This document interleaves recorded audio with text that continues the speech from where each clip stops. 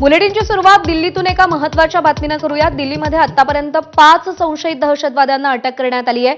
आफ्ताब आणि सुफियान यांना दिल्लीतून अटक करण्यात आली आहे, तर दानिशला झारखंडच्या रांचीमधून अटक करण्यात आली आहे। एका संशयिताला मध्य प्रदेश तर दुसऱ्याला हैदराबादमधून अटक झाली आहे। दिल्ली पोलीस 10 वाजता पत्रकार परिषद घेऊन या संदर्भातली माहिती देतील। आफ्ताब आणि सुफियान हे मुंबईत राहणारे आहेत। आफ्ताब आणि सुफियानच्या घरावर स्पेशल सेलकडून देखील छापे टाकले गेले। आफ्ताब आणि सुफियानकडून शस्त्र आणि स्फोटकं देखील ताब्यात घेण्यात आली आहेत।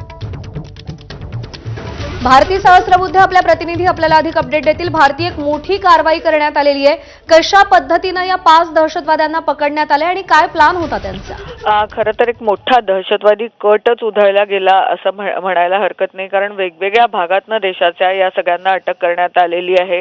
5 आतापर्यंत अटक झालेली दिसते, मात्र दानिश जो आहे त्याला झारखंडमधनं अटक झालेली आहे। आणखीन 2 जे संशयित आहेत त्यातल्या एकाला मध्य प्रदेशातनं, एकाला हैदराबादमधनं अटक झाली आहे। आणि ज्या आफ्ताब आणि सुफियानबद्दल तू आत्ताच सांगितलं की ते दोघेही मुंबईचे रहिवासी होते, ते दिल्लीत होते आणि त्यांना दिल्लीतनंच अटक करण्यात आलेली आहे। आणि ह्याच दोघांकडनं शस्त्रास्त्र बनवण्याचे आणि IED बनवण्याचं जे सामान आहे ते सापडलंय। त्यामुळे एक मोठा कट शिजत होता आणि ज्या कटाची कुणकुण दिल्ली पोलिसांना लागल्यानंतर अशा पद्धतीची एक मोठी देशव्यापी कारवाई झाली आहे। आणि म्हणूनच अगदी थोड्या वेळात, साधारण 10 वाजताच्या दरम्यान दिल्ली पोलीस प्रेस कॉन्फरन्स घेऊन नक्की यांचा मोटिव्ह काय होता, दिल्ली पोलिसांना कसा संशय आला, या सगळ्याची माहिती देणार आहे। त्यामुळे आपल्याला आता कळतंय की 5 दहशतवाद्यांना अटक करण्यात यश आलेलं आहे, त्यातले 2 मुंबईचे होते आणि देशाच्या वेगवेगळ्या भागातनं ही अटक झालेली आहे।